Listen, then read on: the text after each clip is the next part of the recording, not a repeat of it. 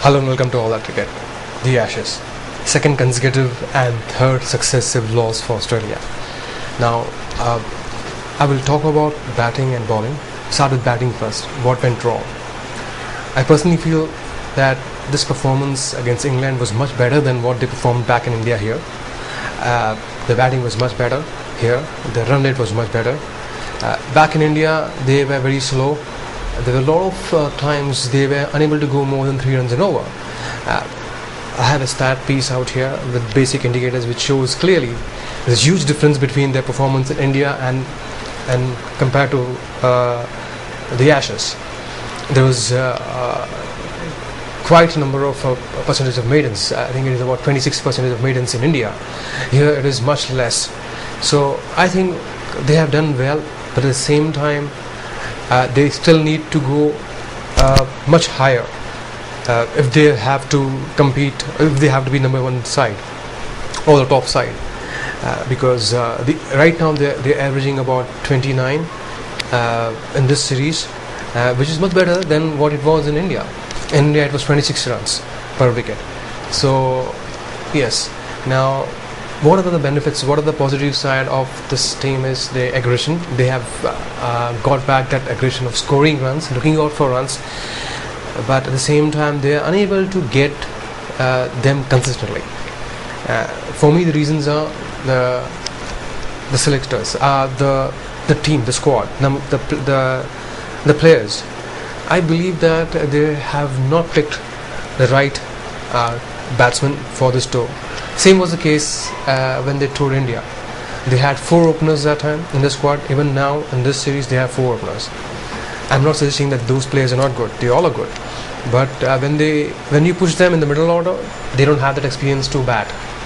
So I was surprised that players like George Bailey, Adam Voges, Cameron White, even David Hussey were not for the Ashes. Even someone like Michael Klinger, who hasn't played any international cricket, but he has a lot of experience both back in Australia and also in England, he was not picked. He could have been very useful middle order player. So I believe that they are not getting the right combination because they are not picking the right players. If you pick the right players, you'll probably get things right, which means that it's if you the number of openers have been selected in this squad. Players like Ed Cowan, Shane Watson, David Warner, Phil Hughes, even Usman Khawaja. I believe they all have a certain experience, but not the ones which is required for to bat in the middle order. So I think this is the area they have to look for. They need to change that. They need to get someone who's got more experience, who can bat in the middle order. But at the same time, the good part of the selectors was that they picked Brad Haddin instead of Matthew Wade.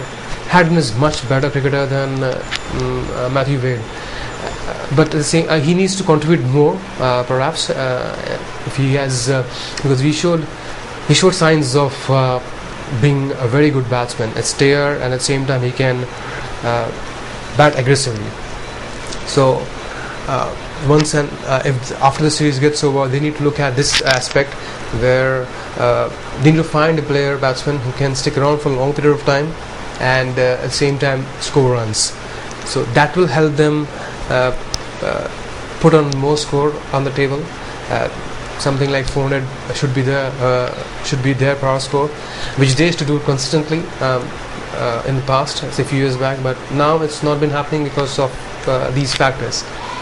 So yes, the batting is the main concern, and I believe they are getting it step by step. They have already got one thing ticked, which is the aggression of scoring runs.